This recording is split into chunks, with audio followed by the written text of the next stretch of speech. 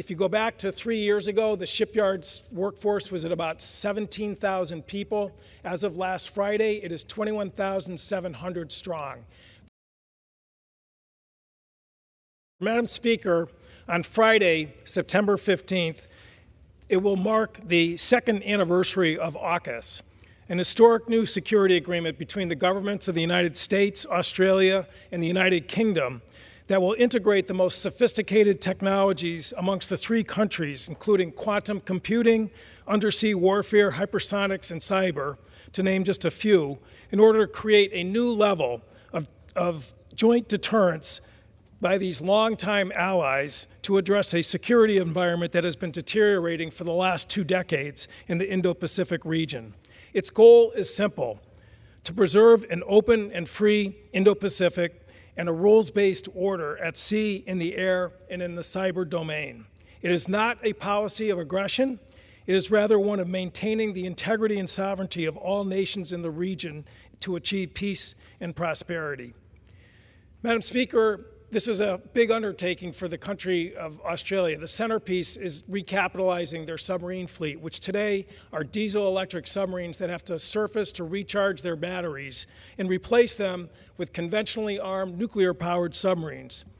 Over the last 2 years, our three navies' leadership have been meeting to try and come up with a plan to execute this undertaking. And last March, in San Diego, California, at Naval Base Port Loma, the three heads of government, President Biden, Prime Minister Albanese from Australia, and Prime Minister Sunak, came together and stacked hands to make a commitment, and particularly our country, to do something that we have not done since 1958, which is to share the crown jewels of our national security technology, namely nuclear propulsion.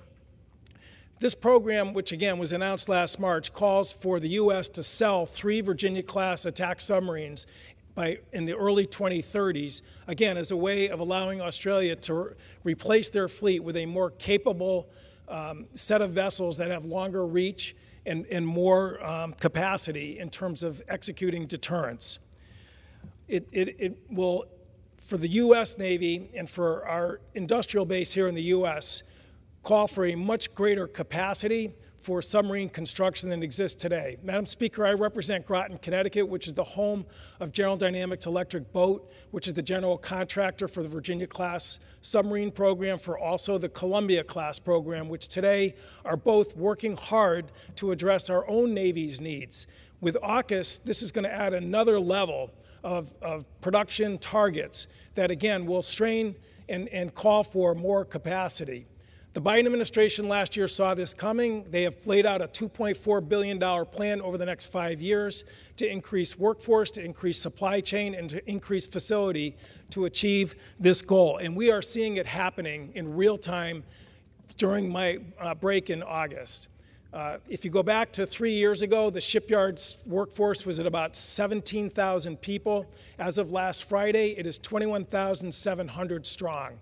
The investments in supply chain that is going all over the country to 48 different states is standing up to meet this demand signal so that, again, this alliance, which again is about preserving peace and protecting freedom, will succeed.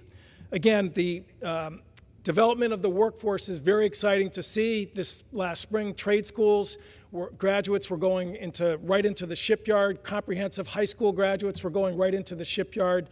The U.S. Department of Labor Workforce Investment Training Program, the manufacturing pipeline, reached their 4,000th graduate in the metal trades, electricians, welders, machinists. Again, this is a level of job training and investment that we have not seen for a long time. It is the biggest hiring goal for Electric Boat in 2023 in the history of the 120-year history of the country, of the company, 5,750 people. As I said last week, they hit the 21,700 mark, and they will be on target to complete that goal by the end of December. Again, it's going to require more commitment, and we have now people in the Senate that are talking about increasing the Biden budget for investment in the industrial base. And again, this will provide benefit not just for southeastern Connecticut or southern New England, but for states all across the country, manufacturers, small businesses that provide the parts and pieces that go into these amazing vessels, the amazing technology that makes these vessels go. Again, for the three countries, Australia, the UK, and the US, this Friday will be a proud moment in terms of advancing a goal which all the neighbors in the region, smaller countries and larger countries, are supporting, which again is to push back again against some of the encroachment and coercive The gentleman's time has expired. that now exists in the Indo-Pacific region. I yield back the balance of my time.